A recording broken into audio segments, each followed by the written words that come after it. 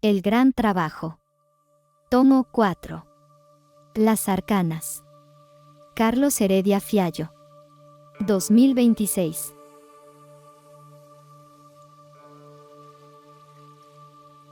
Capítulo 12. Los desequilibrios. La patología de la visión parcial. El dogma como verdad parcial. La degeneración de la perspectiva en dogma. Cuando un hemisferio domina sin el equilibrio del otro, la cosmovisión que expresa se degenera en dogma. Verdad parcial que se pretende total. El dogma no es falsedad pura. Es verdad fragmentada, perspectiva legítima que se niega a reconocer su propia limitación. Esta distinción es crucial y frecuentemente malinterpretada en nuestra época, donde se tiende a considerar todo dogma como simple error o manipulación deliberada. El dogma auténtico surge de una percepción genuina que ha sido absolutizada, que ha perdido la flexibilidad que le permitiría coexistir con su complemento polar. El problema no está en lo que el hemisferio domina ve, sino en lo que niega por no poder verlo. El hemisferio izquierdo opera mediante análisis, diferenciación, clasificación, medición. Ve fragmentos porque su función es precisamente fragmentar la realidad en unidades discretas que puedan ser nombradas, categorizadas, manipuladas. Su fortaleza es la precisión, la claridad lógica, la capacidad de identificar relaciones causales específicas. Cuando funciona solo, cuando no recibe el correctivo del hemisferio complementario, su cosmovisión natural se convierte en materialismo.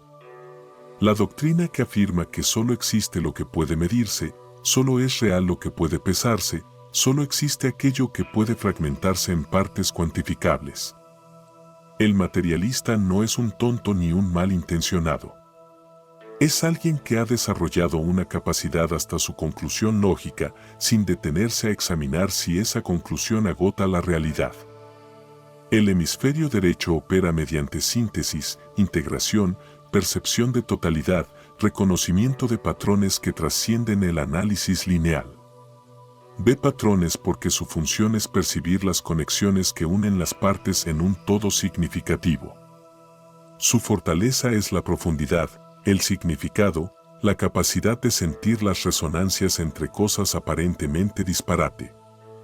Cuando funciona solo, cuando no recibe el correctivo del hemisferio complementario, su cosmovisión natural se convierte en dogmatismo trascendentista.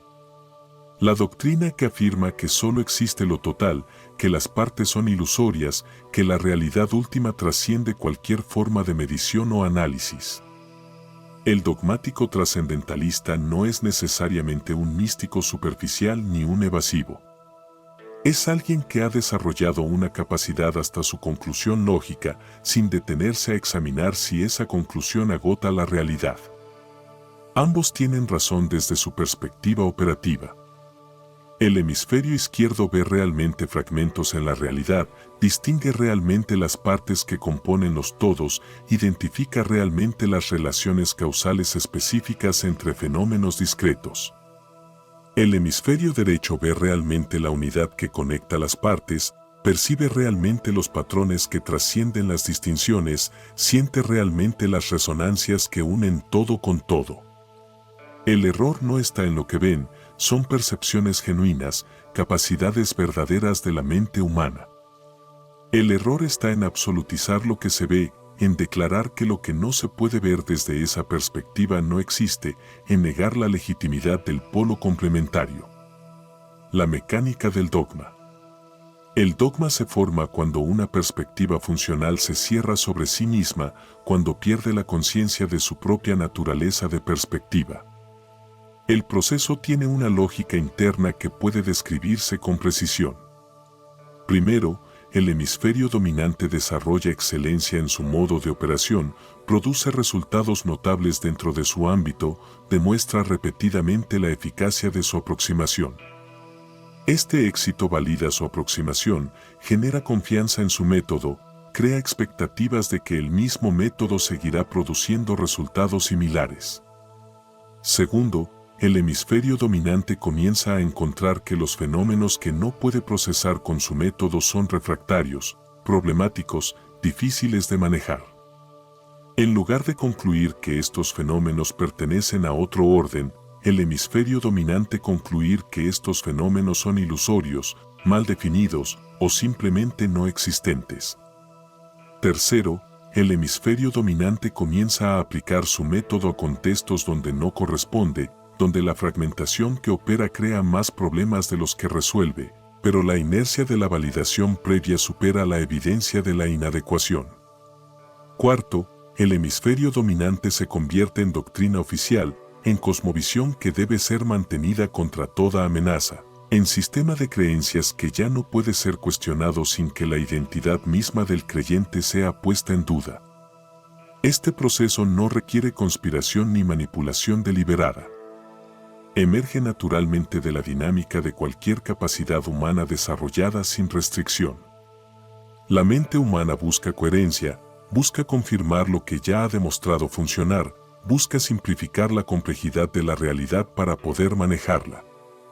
Cuando una aproximación ha funcionado repetidamente, la mente tiende a asumir que funcionará siempre, que los fracasos son anomalías explicables y no señales de límites inherentes. El dogma es, en su origen, un mecanismo de eficiencia cognitiva que ha sobrepasado su ámbito de validez. La tradición hermética capturó esta dinámica en el principio de polaridad. Los opuestos son grados de lo mismo. Lo que esto significa prácticamente es que los extremos de cualquier espectro no son cualidades diferentes sino cualidades opuestas del mismo fenómeno. El materialismo y el dogmatismo trascendentalista son ambos grados de la misma enfermedad. La negación de la complementariedad. El materialista niega lo trascendente. El trascendentalista niega lo inmanente. Ambos cometen el mismo error fundamental: confundir su polo con la totalidad. Las consecuencias estructurales del dogma. El dogma, sea del tipo que sea, produce efectos predecibles en la estructura de la mente y en la capacidad de operación en el mundo. Estos efectos pueden describirse como desviaciones simétricas de la Aliwa Natural, patrones reconocibles que emergen cuando la polaridad cerebral se corrompe. No son problemas diferentes.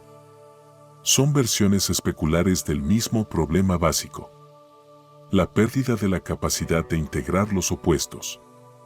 Cuando el hemisferio izquierdo domina sin equilibrio, la primera consecuencia es la fragmentación de la experiencia. La realidad se convierte en colección de hechos desconectados, cada uno explicable en Aiselashem pero incomprensible en su relación con los demás. El universo se fragmenta en disciplinas separadas que no se comunican entre sí. La física no habla de ética, la economía no habla de justicia, la psicología no habla de propósito. Esta fragmentación no es accidente ni resultado de la creciente especialización del conocimiento. Es consecuencia directa de una mente que ha perdido la capacidad de percibir conexiones, que solo puede ver lo que puede fragmentar. El materialista vive en un universo de hechos sin significado, de procesos sin propósito, de fenómenos sin relación con ningún valor. La realidad se vuelve fría, mecánica, vacía de toda resonancia con la experiencia humana de significado. Cuando el hemisferio derecho domina sin equilibrio, la primera consecuencia es la disolución de la distinctions. La realidad se convierte en flujo indiferenciado donde las distinciones son ilusorias, donde los nombres son convenciones arbitrarias, donde la acción correcta es imposible de determinar porque no hay criterio estable desde el cual juzgarla. El trascendentalista vive en un universo de unidad tan perfecta que no puede distinguir el bien del mal, la verdad de la ilusión, la acción alineada de la acción desviada. La realidad se vuelve difusa, amorfa, imposible de aprender para la voluntad consciente. Esta disolución no es elevación espiritual. Es colapso de la capacidad de discriminación que permite la acción efectiva. Ambas consecuencias convergen en un punto: la negación del libre albedrío y la evasión de la responsabilidad causal.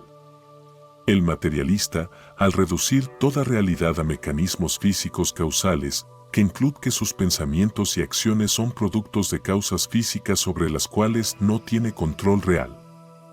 El dogmático trascendentalista, al disolver toda estructura en unidad indiferenciada, que incluye que su voluntad individual es ilusión y que solo la voluntad divina opera realmente. Ambos se liberan de la responsabilidad por diferentes caminos, pero ambos llegan al mismo destino. La convicción de que no son realmente agentes libres capaces de alinearse con la ley o desviarla. La convergencia de los oponentes. Uno de los fenómenos más reveladores del análisis de los desequilibrios cerebrales es la convergencia de los polos opuestos en resultados prácticamente idénticos. El materialista y el dogmático trascendentalista, que parecen estar en extremos opuestos del espectro ideológico, producen estructuralmente idénticos resultados en su efecto sobre la capacidad del individuo para actuar como agente consciente, Gagn. El materialista dice: soy producto de causas físicas, determinismo biológico, condiciones ambientales sobre las cuales no tengo control. Lo que llamo mi voluntad es ilusión generada por procesos cerebrales que operan según leyes físicas. No soy responsable de mis pensamientos ni de mis acciones en un sentido profundo. Soy solo el punto donde las causas convergen y se manifiestan temporalmente. Esta posición, aunque se presenta como científica y racional, tiene consecuencias prácticas idénticas a las del dogmático. La negación de la posibilidad de transformación consciente. El dogmático trascendentalista dice: soy instrumento de una voluntad divina que me trasciende. Mi individualidad es ilusión, mi autonomía es orgullo, mi capacidad de elegir es soberbia. Solo la gracia divina puede salvarme, y esa gracia es inmerecida, inexplicable, no ganada por mis acciones. No soy responsable de mi salvación porque la salvación no depende de mí sino de Dios. Esta posición, aunque se presenta como espiritual y devota, tiene consecuencias prácticas idénticas a las del materialista. La negación de la posibilidad de transformación consciente. La convergencia no es coincidencia estructural. Es demostración directa del principio hermético de polaridad. Los opuestos son grados de lo mismo. El materialismo y el dogmatismo trascendentalista son dos expresiones del mismo error fundamental. La negación de la mediación, la eliminación del camino del medio, la insistencia en que un polo debe excluir al otro. Cuando la polaridad se lleva a extremo, cuando uno de los polos se absolutiza, el resultado es siempre el mismo. La negación de la posibilidad de integración, la eliminación del espacio donde la transformación consciente puede ocurrir. El dogma como defensa contra la complejidad. Hay una función psicológica profunda que el dogma cumple y que explica su persistencia a pesar de sus limitaciones obvias. El dogma no es simplemente error. Es defensa contra la ansiedad de la complejidad. La realidad, cuando se percibe sin las simplificaciones del dogma, es abrumadoramente compleja. Millones de factores interactúan en cada momento. Conexiones invisibles ligan fenómenos aparentemente inconexos.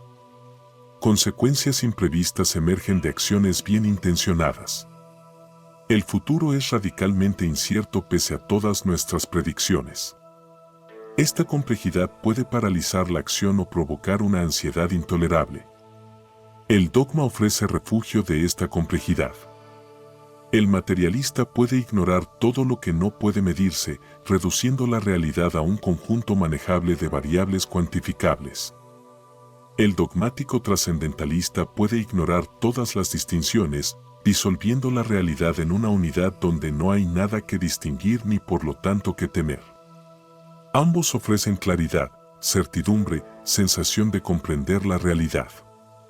El precio de esta claridad es la pérdida de la mayor parte de lo que constituye la experiencia humana significativa. La pregunta que el individuo debe hacerse no es cuál dogma es correcto, sino ¿puedo soportar la complejidad de la realidad sin la protección del dogma? Esta es una pregunta que cada persona debe responder por sí misma. Hay quienes pueden funcionar efectivamente en la incertidumbre. Hay quienes colapsan sin certezas simplificadoras. El trabajo del alquimista no es imponer la complejidad a quienes no pueden sostenerla, sino desarrollar en sí mismo la capacidad de soportar la visión completa, de integrar los opuestos sin ser aplastado por su tensión. La corrección del dogma. Si el dogma es verdad parcial absolutizada, la corrección no es reemplazarlo con otra verdad parcial opuesta, sino recuperar la conciencia de la parcialidad.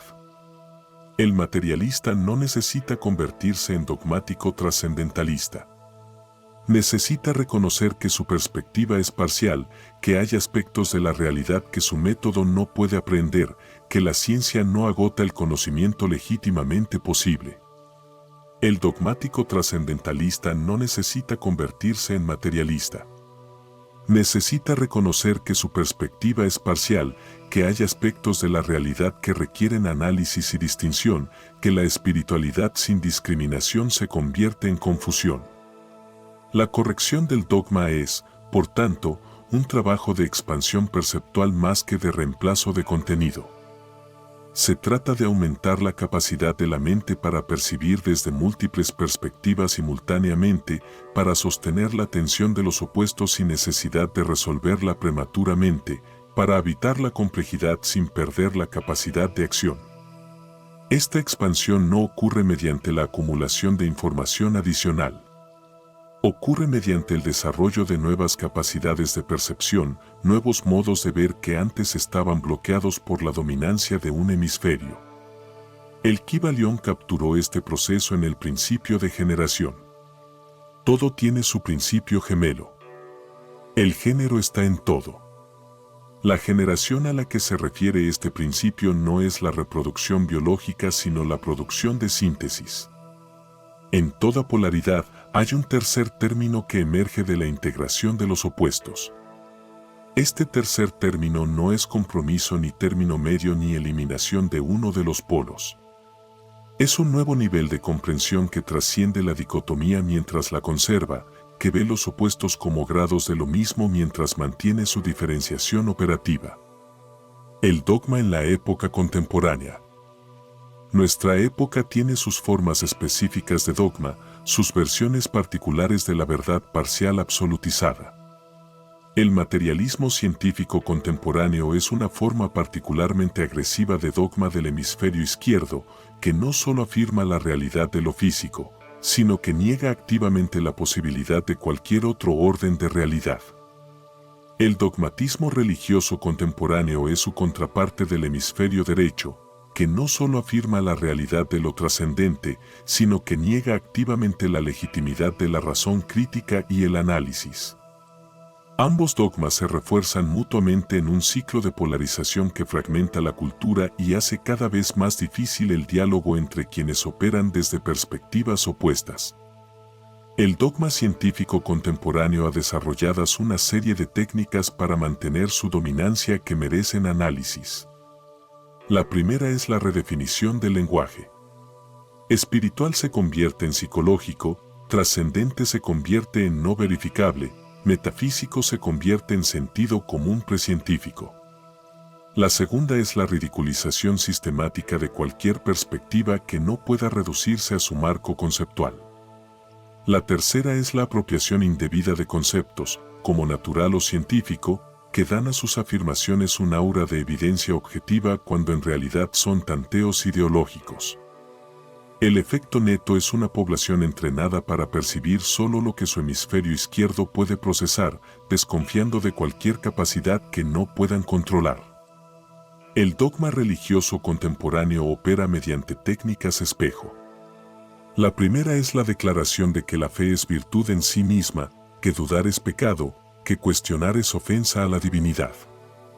La segunda es la presentación de cualquier texto o tradición como infalible, como palabra de Dios literal, como fuente de verdades que no requieren examen. La tercera es la creación de comunidades aisladas donde solo se encuentran perspectivas afines, donde el contacto con otras visiones es activamente desalentado. El efecto neto es una población entrenada para percibir solo lo que su hemisferio derecho puede procesar, incapaz de sostener el análisis crítico sin experimentar terror existencial. Ambos dogmas producen individuos incapaces de integración, incapaces de ver la complejidad de la realidad humana, incapaces de actuar efectivamente como agentes conscientes en un mundo complejo. El individuo formado bajo el dogma científico no puede comprender los fenómenos que trascienden su marco materialista. El individuo formado bajo el dogma religioso no puede analizar críticamente las instituciones y prácticas que lo rodean. Ambos han perdido una porción significativa de su capacidad cognitiva legítima y con ella la posibilidad de comprender y transformar su propia experiencia. Hacia la integración. El reconocimiento de la parcialidad. La salida del dogma no es hacia otro dogma sino hacia la conciencia de la parcialidad inherente a toda perspectiva. Esta conciencia no es escepticismo ni relativismo. No afirma que todas las perspectivas son igualmente válidas ni que ninguna puede aproximarse a la verdad. Afirma algo más sutil y más útil. Que toda perspectiva es una aproximación desde un punto de vista específico, que ninguna aproximación agota la realidad, que la integración de múltiples aproximaciones produce una comprensión más completa que cualquiera de ellas aislada. El desarrollo de esta conciencia de la parcialidad es, en sí mismo, un proceso de integración hemisférica. Requiere que el hemisferio izquierdo pueda reconocer sus propios límites sin experimentar esto como amenaza, que el hemisferio derecho pueda reconocer sus propios límites sin experimentar esto como disolución. Requiere una forma de autoobservación que antes no estaba disponible, una capacidad de ver el propio proceso de ver sin estar completamente identificado con él. Esta capacidad de autoobservación es lo que las tradiciones llaman el testigo, y su desarrollo es el trabajo central de la práctica espiritual efectiva. Cuando el individuo comienza a ver su propia tendencia al dogma, cuando reconoce cómo su hemisferio dominante ha estado construyendo una cosmovisión que protege pero también limita, comienza a abrirse espacio para una percepción más amplia. Este espacio no es vacío. Es un nuevo nivel de integración donde los fragmentos y los todos, el análisis y la síntesis, la precisión y la profundidad pueden coexistir y potenciarse mutuamente y los todos, el análisis y la síntesis, la precisión y la profundidad pueden coexistir y potenciarse mutuamente. Es el espacio del camino del medio, no como compromiso entre extremos sino como trascendencia de la dicotomía misma. La verdad que el dogma captura en forma parcial es la verdad de la ley natural que opera en todos los niveles de la realidad. El dogma la captura efectivamente desde su perspectiva específica. El problema no es lo que captura sino lo que excluye. La integración no rechaza el dogma, sino que lo incluye en un marco más amplio, reconociendo su validez parcial mientras corrige su tendencia a absolutizarse. El materialismo tiene razón en que la realidad tiene dimensiones físicas que pueden medirse. El dogmatismo trascendentalista tiene razón en que la realidad trasciende cualquier medición particular. El error está en excluir lo que no puede integrarse en la propia perspectiva. El dogma como señal de trabajo pendiente. Finalmente, el dogma puede verse no como problema sino como señal, no como enfermedad sino como síntoma de un trabajo que permanece incompleto. Cada tendencia al dogma señala qué aspecto de la integración permanece sin desarrollar. El materialismo persistente indica que el hemisferio derecho ha sido subdesarrollado o reprimido. El dogmatismo trascendentalista persistente indica que el hemisferio izquierdo ha sido subdesarrollado o rechazado. La presencia del dogma no es razón para el autojuicio sino invitación a la práctica. El trabajo de integración no elimina el dogma de una vez y para siempre. El dogma tiene raíces profundas en la estructura cerebral, en los patrones de condicionamiento temprano, en las necesidades psicológicas que desarrolló para manejar la complejidad del mundo infantil. Estas raíces no desaparecen mediante una comprensión intelectual de su naturaleza. Requieren trabajo sostenido, práctica repetida, desarrollo gradual de capacidades que antes estaban atrofiadas.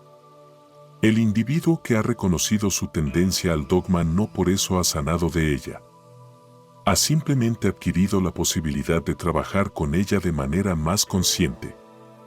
La invitación, por tanto, no es a superar el dogma de una vez, sino a comprometerse con el proceso de integración que gradualmente expandirá la capacidad de percibir más allá de las fronteras del dogma. Este compromiso es el trabajo al que este capítulo invita. No al rechazo del dogma, sino a su uso como mapa del territorio que requiere desarrollo, no a la eliminación de la parcialidad, sino a su gradual expansión hasta que la perspectiva pueda incluir lo que antes negaba. La tiranía de lo analítico. Cuando el hemisferio izquierdo domina. La naturaleza de la dominancia izquierda. La dominancia del hemisferio izquierdo no es simplemente una preferencia cognitiva. Es una tiranía estructural que coloniza toda la vida mental del individuo, remodelando no solo cómo piensa, sino cómo siente, cómo percibe, cómo se relaciona con el mundo y consigo mismo. Esta tiranía opera mediante la creación de un sistema cerrado de referencia donde todo debe pasar por los filtros de lo analítico, lo fragmentario, lo cuantificable. Lo que no puede procesarse mediante estos filtros es relegado a la categoría de irrelevante, ilusorio o directamente inexistente. El hemisferio izquierdo, cuando domina sin equilibrio, desarrolla una cosmovisión que puede llamarse cientificismo. No la ciencia genuina que reconoce sus límites metodológicos, sino la religión materialista que afirma que solo lo mensurable es real. Esta cosmovisión se caracteriza por varias características reconocibles. Primero, el reduccionismo. La insistencia en que los fenómenos complejos deben reducirse a sus componentes más simples para ser comprendidos. Segundo, el fisicalismo.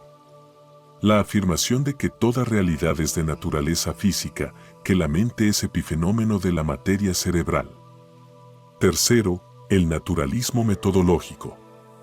La convicción de que solo los métodos de las ciencias naturales pueden producir conocimiento válido. Cuarto, el abandono del propósito.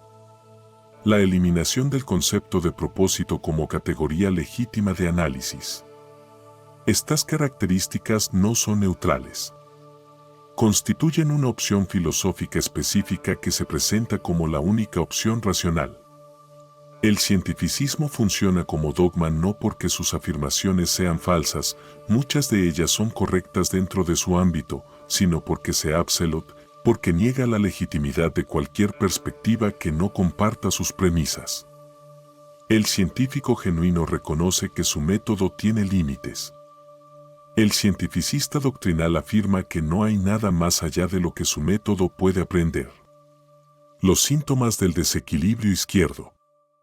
El desequilibrio por dominancia izquierda produce un complejo de síntomas que pueden identificarse con precisión. El primero es la incapacidad de percibir patrones que trascienden el análisis lineal. Estos patrones, armónicos, sincronías, conexiones no causales, son reales pero invisibles para quien solo puede procesar relaciones causales específicas. El individuo con dominancia izquierda puede ser altamente inteligente según medidas convencionales, pero completamente incapaz de notar las correspondencias que estructuran su propia experiencia. El segundo síntoma es la fragmentación de los valores. Cuando lo único real es lo que puede medirse, lo que no puede medirse pierde estatus ontológico. La belleza se convierte en estímulo visual que produce respuestas cerebrales específicas, la bondad se convierte en comportamiento que aumenta la aptitud inclusiva, el amor se convierte en vínculo neuroquímico. Esta reducción no es solo teórica. Tiene consecuencias prácticas en cómo el individuo relate a su propia experiencia interior. Las cualidades que hacen la vida significativa son sistemáticamente descartadas como subproductos epifenomenales de procesos físicos que realmente importan. El tercer síntoma es la evitación de la introspección. El hemisferio izquierdo, cuando domina, prefiere el mundo exterior de los objetos discretos sobre el mundo interior de los sentimientos y las intuiciones. La introspección se experimenta como amenazante porque revela materiales que no pueden procesarse con los métodos favoritos.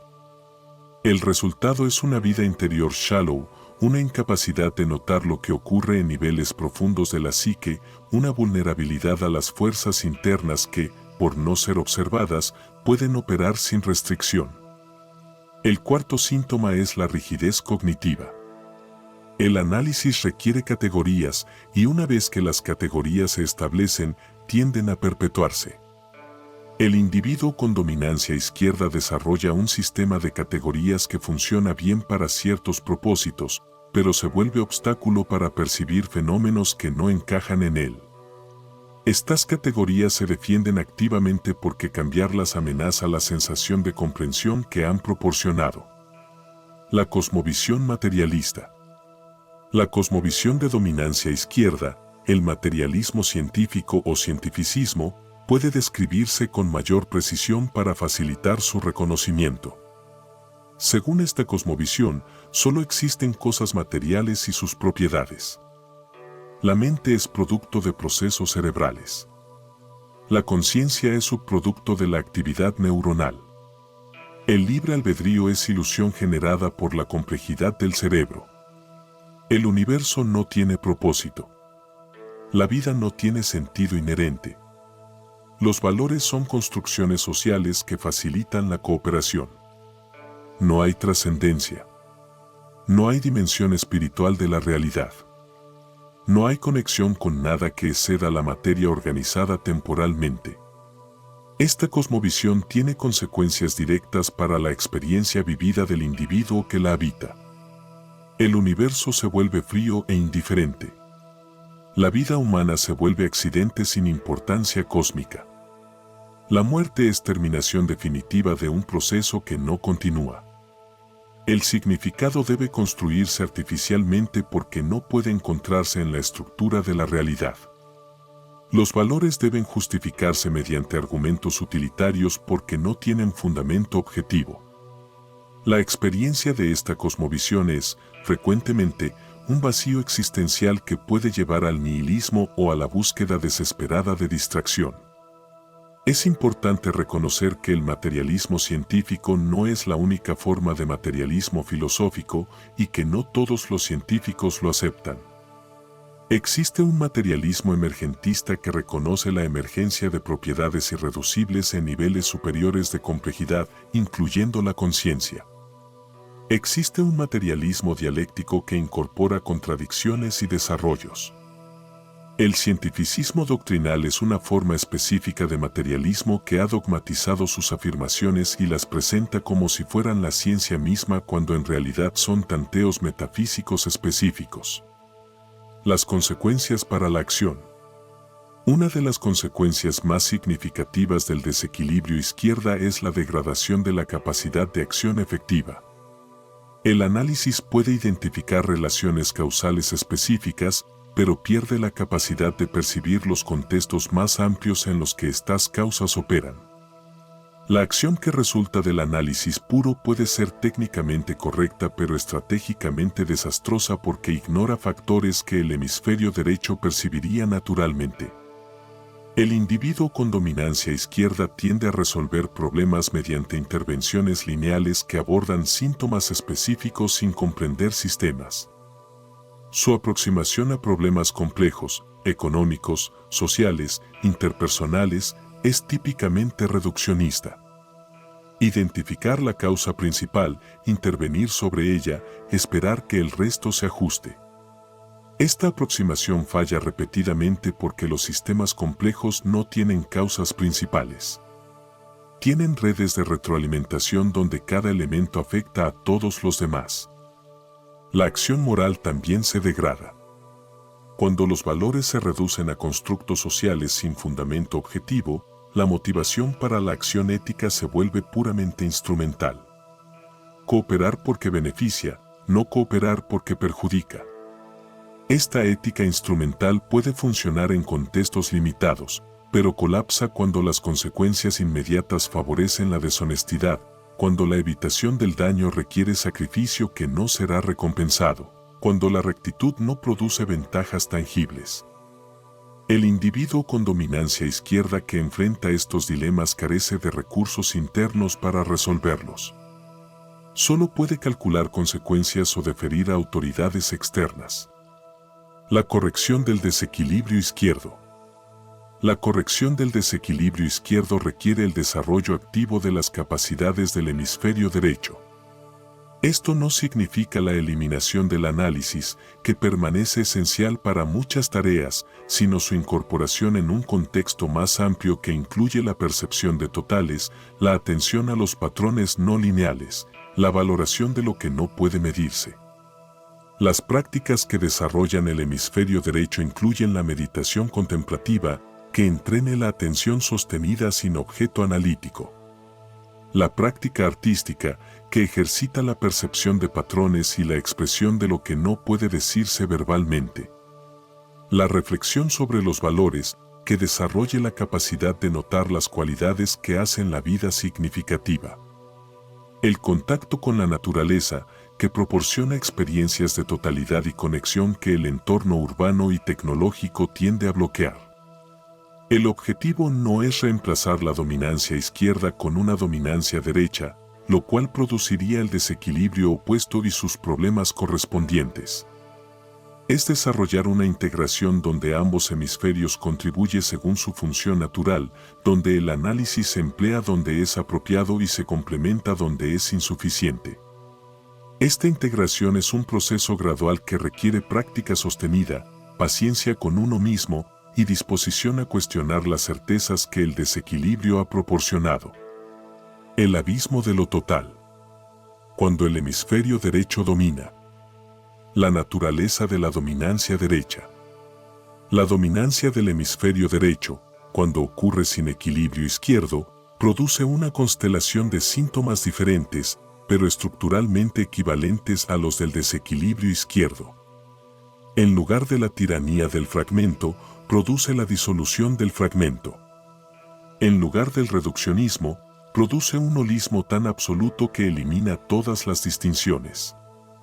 En lugar de la rigidez analítica, produce una fluidez sin estructura que hace imposible la acción deliberada.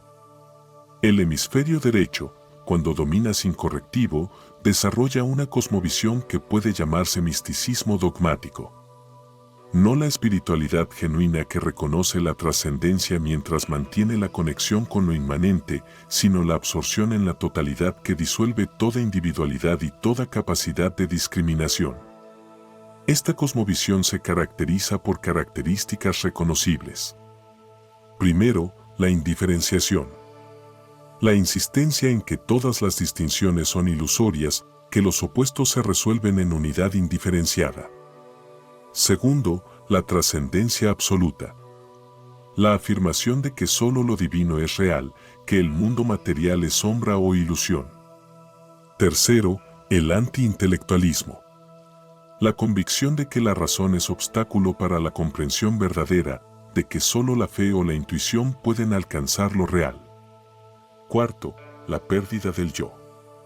La disolución de la individuación en la totalidad, experimentada como liberación, pero funcionalmente equivalente a la pérdida de agencia. El misticismo dogmático, como el cientificismo, es absoluto. Afirma que solo su perspectiva es válida, que cualquier intento de análisis o discriminación es mundano o egoico, que la única respuesta apropiada a la realidad es la rendición total a lo divino. Esta posición, aunque se presenta como humildad espiritual, es en realidad una forma de orgullo. La certeza de que se ha alcanzado la verdad completa, de que no hay más que aprender ni que cuestionar. Los síntomas del desequilibrio derecho. El desequilibrio por dominancia derecha produce síntomas específicos. El primero es la incapacidad de funcionar efectivamente en el mundo material. Cuando toda diferenciación se experimenta como ilusoria, la acción en el mundo se vuelve problemática. ¿Cómo elegir entre opciones cuando todas son lo mismo? ¿Cómo defenderse de amenazas cuando la amenaza y el amenazado son lo mismo? ¿Cómo construir una vida cuando la individualidad es ilusión? El individuo con dominancia derecha puede experimentar momentos de trascendencia iluminadora, pero es incapaz de sostener la acción mundana que la vida requiere. El segundo síntoma es la confusión moral. Si todas las distinciones son ilusorias, la distinción entre bien y mal pierde fundamento objetivo. Lo que queda es un relativismo absoluto donde cualquier acción puede justificarse como expresión de la unidad o voluntad de Dios. Este relativismo no es liberación ética sino licencia para la arbitrariedad, un territorio fértil para la manipulación por quienes saben presentar sus deseos como expresión de lo divino. El tercer síntoma es la vulnerabilidad a la manipulación. El individuo que no puede analizar críticamente las afirmaciones que recibe, que desconfía de su propia capacidad de razonamiento, que ha sido enseñado a deferir a autoridades externas, es objetivo fácil para manipuladores de todo tipo. Esto incluye manipuladores espirituales, gurús, sectas, instituciones religiosas que explotan la devoción. También incluye manipuladores políticos y económicos que se aprovechan de la credulidad que resulta de una mente que ha sido enseñada a desconfiar de sí misma. El cuarto síntoma es la incapacidad de discriminar entre experiencias genuinas y proyecciones patológicas. El hemisferio derecho procesa experiencias que el izquierdo no puede verificar. Visiones, revelaciones, estados alterados de conciencia. Cuando el izquierdo no puede evaluar críticamente estas experiencias, el individuo no puede distinguir entre experiencias genuinas de trascendencia y síntomas de desórdenes psicológicos que requieren tratamiento. Esta incapacidad puede tener consecuencias devastadoras para el individuo y para quienes lo rodean. La cosmovisión trascendentalista. La cosmovisión de dominancia derecha, el dogmatismo trascendentalista o misticismo dogmático, puede describirse con precisión. Según esta cosmovisión, solo lo divino es real. El mundo material es ilusión o emanación inferior. La individualidad es separación de Dios que debe superarse. La razón es obstáculo para la fe. La fe es la única vía hacia lo real. La historia es teatro de fuerzas celestiales donde los individuos son marionetas de lo divino. No hay libre albedrío humano. Solo la gracia divina puede salvar. Esta cosmovisión tiene consecuencias directas para la experiencia vivida. El mundo se vuelve escenario de luchas entre fuerzas espirituales donde el individuo no tiene poder real. La vida se vuelve prueba o purgatorio cuyo significado está más allá de la comprensión humana. La muerte se vuelve puerta hacia la realidad verdadera, el único momento donde la ilusión se disuelve. El significado no puede encontrarse en la vida porque la vida es solo velo. Debe anticiparse más allá de ella. Es crucial distinguir este dogmatismo trascendentalista de la espiritualidad genuina que las tradiciones preservaron. La espiritualidad genuina no niega la realidad del mundo material ni la capacidad de la razón humana. Integra ambas en una visión más amplia. El dogmatismo trascendentalista es una deformación de la espiritualidad, una absolutización del polo trascendente que elimina lo que la espiritualidad genuina conserva. Las consecuencias para la responsabilidad. Una de las consecuencias más significativas del desequilibrio derecho es la degradación de la responsabilidad causal. Si solo Dios actúa, si la voluntad humana es ilusoria, si la salvación depende enteramente de la gracia y no de las acciones, entonces el individuo no puede ser realmente responsable de nada. Esta posición es estructuralmente idéntica a la del materialista que afirma ser determinado por causas físicas. Ambos niegan la posibilidad de la transformación consciente. El resultado práctico es la parálisis o la arbitrariedad. Si mis acciones no son realmente mías, si soy solo instrumento de una voluntad que me trasciende, entonces no tiene sentido intentar cambiarlas. Si, por otro lado, reconozco que soy instrumento de Dios, pero quiero los beneficios de la salvación, entonces puedo intentar manipular a Dios mediante rituales, súplicas, o conformación externa a prácticas que se supone complacen la divinidad. Ambas opciones son un escape del trabajo real de transformación que la Aliwa Natural demanda. La comunidad que resulta del dogmatismo trascendentalista es típicamente autoritaria. Si los individuos no pueden pensar por sí mismos, porque la razón es obstáculo, entonces necesitan guías que piensen por ellos. Si los individuos no pueden actuar responsablemente, porque la voluntad es ilusoria, entonces necesitan reglas externas que controlen su comportamiento. La institución eclesiástica, con su jerarquía de autoridad, sus doctrinas fijas, sus ritos obligatorios, es la estructura natural para sostener este sistema. El precio de la seguridad proporcionada por esta estructura es la pérdida de la autonomía individual. La corrección del desequilibrio derecho. La corrección del desequilibrio derecho requiere el desarrollo activo de las capacidades del hemisferio izquierdo. Esto no significa eliminar la intuición o la espiritualidad, que permanecen esenciales, sino complementarlas con la capacidad de análisis crítico, de distinción moral, de evaluación de experiencias internas. Las prácticas que desarrollan el hemisferio izquierdo incluyen el estudio riguroso de las tradiciones, no para memorizar dogmas sino para comprender los argumentos, la práctica del discernimiento espiritual, examinar experiencias según criterios de coherencia y consecuencia, el desarrollo de la capacidad de cuestionar autoridades sin perder el respeto por la sabiduría acumulada, y el mantenimiento de la responsabilidad individual por las propias creencias y acciones.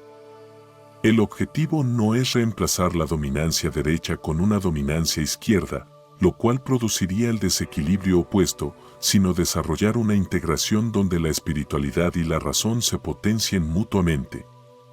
La intuición espiritual sin discriminación crítica puede convertirse en credulidad. El análisis crítico sin profundidad espiritual puede convertirse en materialismo. La integración permite una espiritualidad que puede evaluar sus propias experiencias y una razón que puede reconocer sus propios límites. El punto de convergencia, donde los oponentes se encuentran.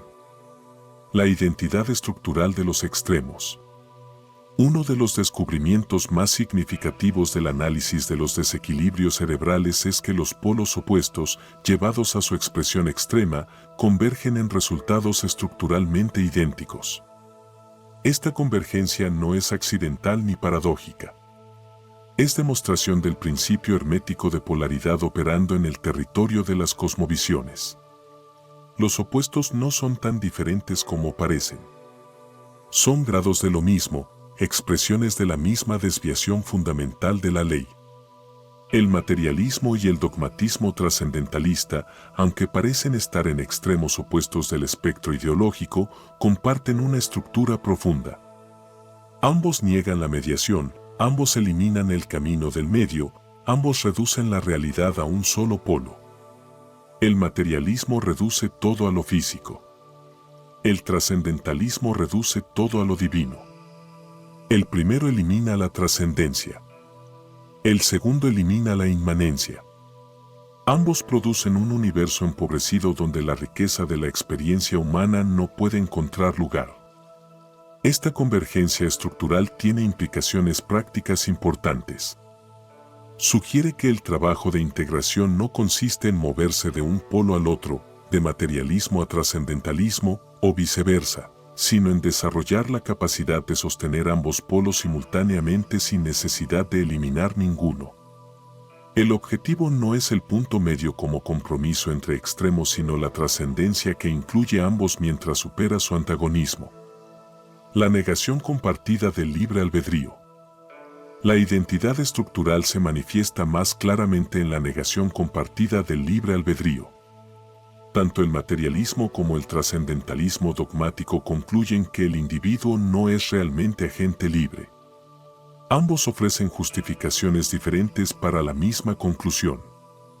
El materialismo dice: tus pensamientos son productos de procesos cerebrales causados por factores genéticos y ambientales sobre los cuales no tienes control. Tu sentido de elección es ilusión generada por la complejidad de tu cerebro. No eres responsable en un sentido último porque no puedes elegir de otra manera. El trascendentalismo dice: solo Dios actúa realmente. Tu voluntad individual es expresión de la voluntad divina, no autonomía separada. Tu sentido de elección es soberbia que debe ser abandonada. No eres responsable en un sentido último porque solo Dios puede realmente actuar. Ambos razonamientos son estructuralmente idénticos. Ambos toman un factor, causas físicas o voluntad divina, y lo erigen en causa única que absorbe todas las demás. Ambos concluyen que el individuo no puede ser realmente responsable porque no es realmente agente. Y ambos utilizan su conclusión para evadir el trabajo de transformación que la ley natural demanda. La ley natural, por contraste, afirma que el individuo es agente causal genuino, capaz de alinear su voluntad con la ley o de desviarse de ella. Esta posición no es ni materialismo ni trascendentalismo. Es reconocimiento de que la realidad tiene múltiples niveles, físico, mental, espiritual, y que la agencia humana opera en el nivel mental espiritual donde la elección genuina es posible. El individuo no es marioneta de causas físicas, materialismo, ni títere de voluntad divina, trascendentalismo. Es microcosmos capaz de reconocer y alinearse con la ley que gobierna su propia existencia. La señal de lo que falta. La convergencia de los extremos en resultados idénticos es señal de algo, que ambos faltan. La integración. Lo que falta no es más información ni más doctrina. Es la capacidad de percibir y sostener los opuestos sin necesidad de resolverlos prematuramente, sin que uno excluya al otro. Esta capacidad es el desarrollo del cuerpo calloso funcional, del puente entre hemisferios que permite la comunicación y la síntesis. El trabajo de integración no es ejercicio intelectual. Es transformación estructural de la mente. Requiere práctica sostenida de la observación de uno mismo, del reconocimiento de los patrones de dominancia y desequilibrio, del desarrollo gradual de capacidades que antes estaban atrofiadas. No es proceso rápido ni indoloro. Implica cuestionar las certezas que han proporcionado seguridad, enfrentar la ansiedad de la complejidad que los dogmas habían bloqueado. Las tradiciones llamaron a este proceso de múltiples maneras. La mediación de los opuestos en la alquimia, la esfera del sol en la Cábala, el Buda naturalmente presente en el budismo, el Hijo del Hombre en la tradición cristiana. Todas estas expresiones señalan el mismo territorio. El espacio donde la polaridad se integra sin ser eliminada, donde los opuestos coexisten sin antagonismo, donde la transformación consciente es posible porque la división que la impedía ha sido superada. La invitación al trabajo. Este análisis de los desequilibrios no es meramente académico. Es invitación al trabajo de reconocimiento de los propios desequilibrios y a la práctica de su corrección. Cada individuo puede examinar su propia tendencia. ¿Tiende hacia el materialismo o hacia el trascendentalismo? ¿Su hemisferio dominante es el izquierdo con su análisis o el derecho con su síntesis? ¿Dónde nota las consecuencias de este desequilibrio en su propia vida? El reconocimiento no es suficiente. Debe acompañar la práctica. Las disciplinas del trivium y del quadrivium, presentados en los tomos anteriores de esta obra, son herramientas para este trabajo. La gramática desarrolla la atención al lenguaje y sus usos. La lógica desarrolla la capacidad de detectar contradicciones internas. La retórica desarrolla la habilidad de comunicar con claridad lo que se ha comprendido. La aritmética, la geometría, la música y la astronomía desarrollan la percepción de las estructuras numéricas y formales de la realidad. Juntas, estas disciplinas constituyen un programa completo de desarrollo de la integración hemisférica. El trabajo no tiene fin en el sentido de una meta que una vez alcanzada permanece para siempre. Es proceso continuo, de avance gradual, integración que se expande a territorios que antes estaban fuera de alcance. Cada velo levantado revela otro nivel de complejidad. Cada integración alcanzada abre posibilidades de mayor integración. Este es el trabajo del alquimista. No la búsqueda de un resultado definitivo, sino la práctica continua de la transformación consciente hacia el reconocimiento de la propia tendencia. Autoobservación sin juicio. El primer paso para corregir cualquier desequilibrio es reconocerlo, y el reconocimiento requiere autoobservación. Esta autoobservación debe ser lo más precisa posible, lo más libre posible de los filtros que el propio desequilibrio ha establecido. El materialista que se observa a sí mismo tenderá a ver solo lo que su marco puede aprender. El trascendentalista tenderá a disolver cualquier autoobservación en unidad indiferenciada. Ambos patrones deben ser reconocidos y cuestionados. La autoobservación efectiva requiere lo que podríamos llamar testigo parcialmente identificado. La capacidad de observar mientras se está parcialmente involucrado en lo observado. El testigo completamente identificado con el hemisferio observador, la posición del observador puro, puede ver los patrones, pero no puede sentir su atracción. El testigo completamente perdido en el hemisferio observado no puede ver los patrones en absoluto. El punto óptimo es la identificación parcial que permite tanto la observación como el afecto resonante con lo observado. Esta práctica de la autoobservación es, en sí misma, un ejercicio de integración. A medida que el individuo desarrolla la capacidad de verse desde múltiples perspectivas simultáneamente, está desarrollando la estructura del puente que conecta los hemisferios. El cuerpo calloso no es solo estructura anatómica. Es expresión de una capacidad funcional que puede desarrollarse mediante la práctica. Las señales del desequilibrio propio. Cada individuo puede aprender a reconocer las señales de su propio desequilibrio. Las señales del desequilibrio izquierdo incluyen la incomodidad con emociones intensas que no pueden explicarse mediante razones. La tendencia a reducir experiencias complejas a explicaciones simples. La dificultad para sostener la atención en prácticas contemplativas.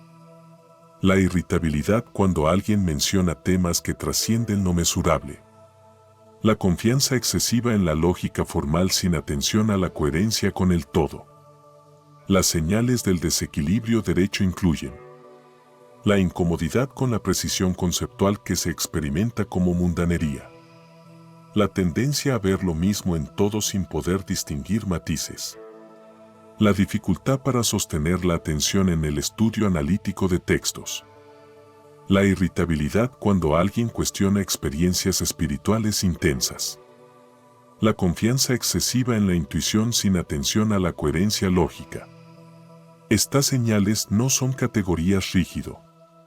Son espectros donde cada individuo puede situarse en algún punto. La mayoría de las personas tendrá cierta inclinación natural hacia un polo, con la posibilidad de desarrollar el polo opuesto mediante práctica deliberada. El trabajo como respuesta. El reconocimiento del propio desequilibrio no es fin en sí mismo. Es comienzo del trabajo. El trabajo no es igual para todos. Está determinado por la naturaleza específica del desequilibrio de cada uno. Para quien tiene dominancia izquierda, el trabajo implica el desarrollo activo de las capacidades derechas. Práctica contemplativa, atención a los valores, contacto con la naturaleza, desarrollo de la capacidad de percibir patrones no lineales. Para quien tiene dominancia derecha, el trabajo implica el desarrollo activo de las capacidades izquierdas. Estudio riguroso, práctica del discernimiento, desarrollo de la capacidad de cuestionar sin perder el respeto, mantenimiento de la responsabilidad individual por las propias creencias. En ambos casos, el trabajo requiere coraje. El coraje de enfrentar las propias limitaciones, de cuestionar las certezas que han proporcionado seguridad, de sostener la complejidad sin refugiarse en las simplificaciones del dogma.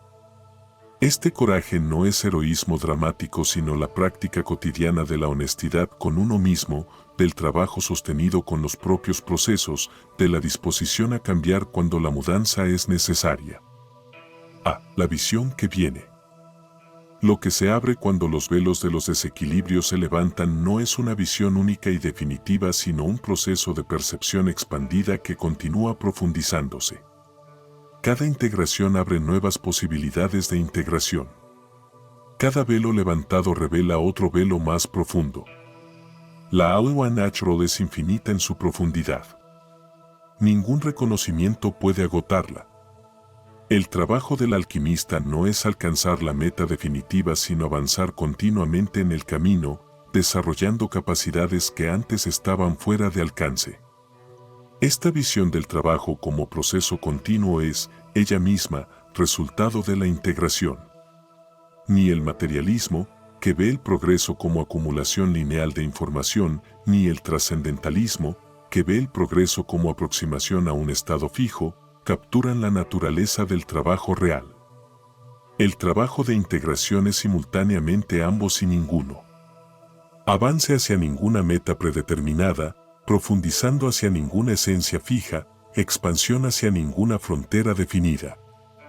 Es el trabajo del ser humano que se reconoce como microcosmos y que desarrolla ese reconocimiento de maneras que enriquecen tanto su propia vida como su capacidad de servicio a los demás.